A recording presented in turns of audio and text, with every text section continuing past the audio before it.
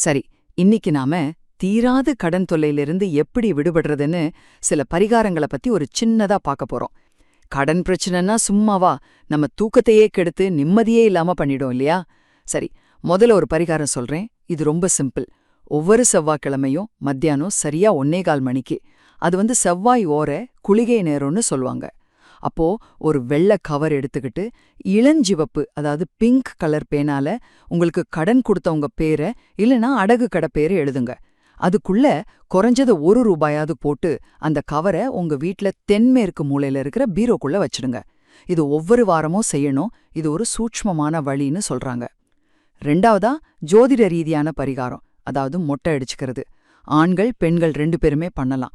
ஜோதிடப்படி பாத்தீங்கன்னா முடி கேதுவோட சம்பந்தப்பட்டது. கேதுன்னா தடைகள், விரக்தி இதெல்லாம் குறிக்கும்.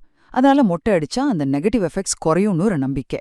முடிஞ்சா குலதெய்வம் கோயில்ல பண்றது ரொம்ப நல்லது. ஆனா நீங்க பிறந்த கிழமையில மட்டும் மொட்டை அடிக்கக்கூடாது, சரிங்களா?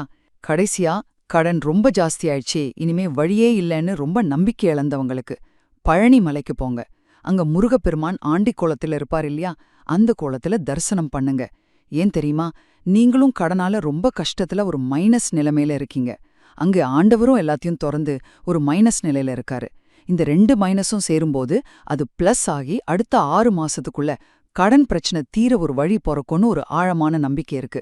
முடிஞ்சா செவ்வாய்க்கிழமை பழனிக்கு போறது இன்னும் விசேஷம்.